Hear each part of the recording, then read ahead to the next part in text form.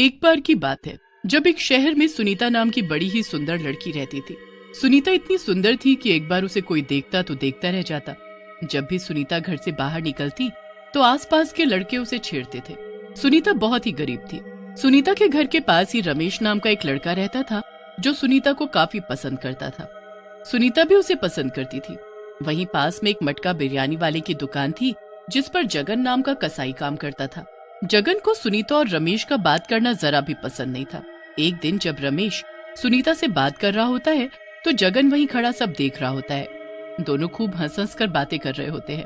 हमें तो ये देखती भी नहीं और इसे देखो कैसे हंस हंस कर बातें कर रही है। आखिर क्या है इसके पास ऐसा जो मेरे पास नहीं है? पैसा, घर, शक्ल सब तो है। आज मैं इससे बात करके ही रहूंगा। रमेश के जाने के बाद जगन सुनीता का रास्ता रोककर खड़ा हो जाता है। सुनीता उसे देखकर घबरा जाती है। अरे ये तुम यहाँ ऐसे क्यों खड़े हो गए? मुझे जाने दो। अरे तो मैं तुम्हें कुछ बोल थोड़ी रहा हूँ, मुझे तो बस तुमसे कुछ बातें करनी है। देखो मुझे तुमसे कोई बात नहीं करनी, तुम जाओ यहाँ से। क्यों? अभी उस रमेश से तो बड़े हंस हंस कर बातें कर रही थी, तो मुझसे बात करने में क्या बुराई है? देखो रमेश की बात अलग है और तुम रमेश नहीं हो। अरे जरा मुझे भी तो बताओ क्या अलग बात है उसमें जो मुझ में नहीं है? देखो वो मेरा होने वाला पति है, शादी होने वाली है हमारी, इसलिए अच्छा होगा कि तुम यहाँ से चले जाओ और दोबारा कभी हमारे बीच में मत आना। सुनीता जगन को धक्का देती है और वहाँ से भाग जाती है। जगन सुनीता और रमेश की शादी की बात सुनकर एकदम आग बबूला हो जाता है। उसका गुस्सा 7वें आसमान पर होता है। मैं इसकी शादी किसी और से नहीं होने दूंगा। अगर ये मेरी नहीं तो फिर किसी की भी नहीं हो सकती। जगन उसके बाद भी काफी कोशिश करता है कि सुनीता उससे शादी करने को मान जाए, पर सुनीता को वो एक फूटी आंख नहीं भाता था। जगन का ध्यान हमेशा सुनीता और रमेश पर रहता था। एक दिन जगन को पता चलता है कि सुनीता और रमेश शादी करने वाले हैं और वो गुस्से में अपने दोस्तों के पास जाता है। उसके दोस्त उस वक्त वहीं चौराहे पर बैठे शराब पी रहे थे। अरे भाई जगन, क्या बात है इस वक्त तू यहाँ? अभी के अभी तुम सब चलो मेरे साथ। अरे भाई पर बात तो बता, क्या हो गया?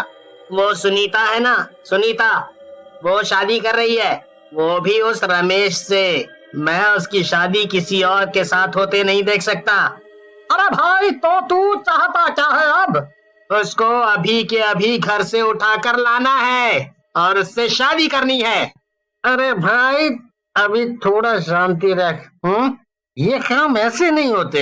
एक काम करते हैं, कल जब वो घर से बाहर निकलेगी तो हम उसे रास्ते से उठा लेंगे। किसी को पता नहीं चलना चाहिए, वरना सब गड़बड़ हो जाएगी। ठीक है, एक दिन और सही, पर कल तुम सब याद से मेरी दुकान पर पहुंच जाना। बस फिर अगले दिन चारों दोस्त सुनीता के इंतजार में शाम को छिपकर खड़े हो जाते हैं और जैसे ही सुनीता आती है वो उसे दुकान में ले जाकर दुकान अंदर से बंद कर देते हैं। नहीं, मैं मर जाऊंगी पर तुमसे शादी नहीं करूंगी। जगन सुनीता को बहुत धमकाता है पर वो उसकी एक नहीं सुनती। अपनी बेइज्जती होती देख जगन सह नहीं पाता और वहीं पड़े छुरे को उठाकर उसके पेट में घुसा देता है।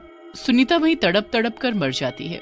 अब चीख कर दिखा, मुझे थप्पड़ मारेगी। अरे भाई ये तूने क्या कर दिया? अब तो हम सब जेल जाएंगे। कुछ भी करके इसको ठिकाने लगाना होगा। और अब इसे ठिकाने कैसे लगाएं? इस लाश को बाहर ले जाना खतरे से खाली नहीं है।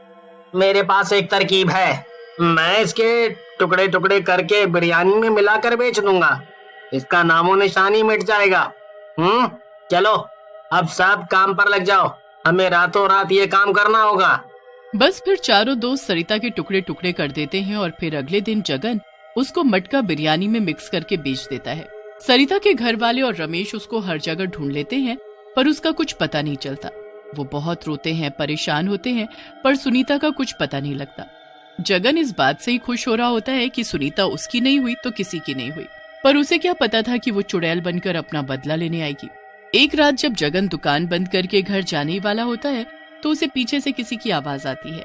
जगन, जगन। ये किसकी आवाज है? यहाँ तो कोई भी नहीं दिख रहा। जगन इधर उधर देख ही रहा होता है कि तभी चुड़ैल उसकी गर्दन पकड़ लेती है। पहचाना मुझे, मैं कौन हूँ? चुड़ैल, चुड़ैल, बचाओ बचाओ, मुझे बचाओ। मैं चुड़ैल नहीं, वही लड़की हूँ जिसे तूने टुकड़े टुकड़े करके मार डाला। सुनीता हूँ मैं, सुनीता। मैं भी ऐसे ही चिल्लाई थी जैसे तू चिल्ला रहा है, पर तुझे मुझ पर रहम नहीं आया। तेरी वजह से आज मैं इस दुनिया में नहीं हूँ। अब मैं तुझे भी ऐसी ही दर्दनाक मौत दूंगी।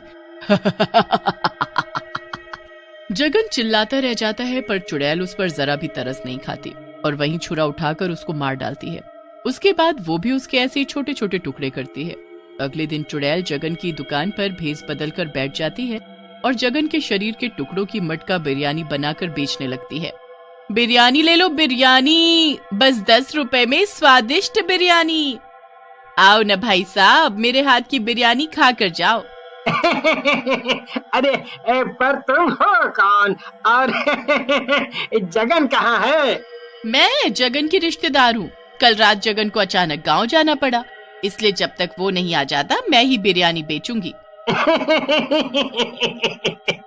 अरे पर जगन तो 100 रुपए की बिरयानी देता था और तुम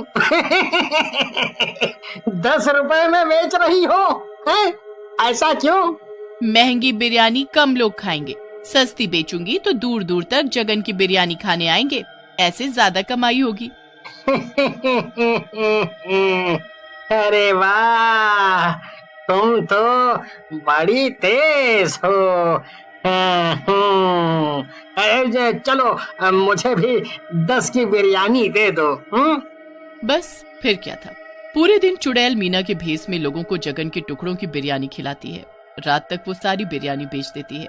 उसके बाद वो अपने वापस चुड़ैल वाले रूप में आ जाती है। अब मुझे उन तीनों को भी एक एक करके पकड़ना है। आज देखती हूँ किसकी मौत लिखी है।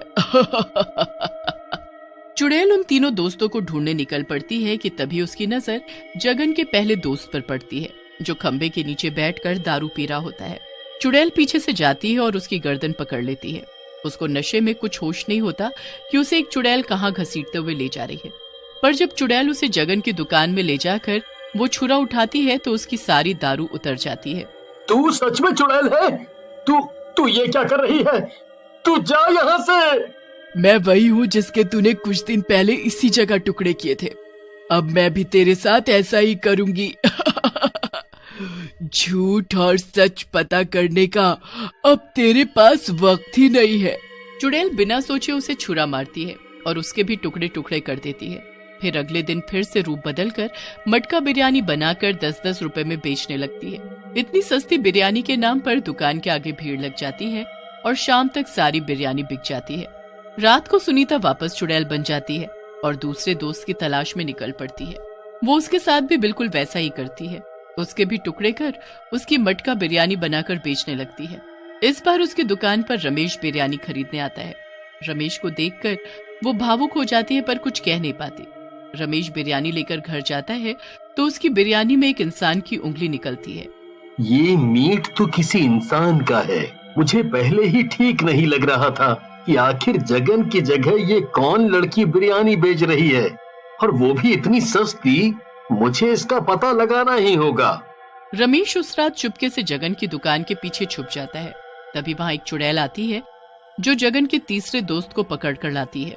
रमेश सब कुछ छुपकर देखने लगता है। मुझे जाने दो, मुझे जाने दो, मुझे छोड़ दो, मुझे छोड़ दो। क्या तुम चारों में से किसी ने मुझे जाने दिया था? क्या मुझ पर तरस खाया था? नहीं ना, मेरी शादी होने वाली थी रमेश से, पर तुमने मेरे साथ कितना बुरा किया।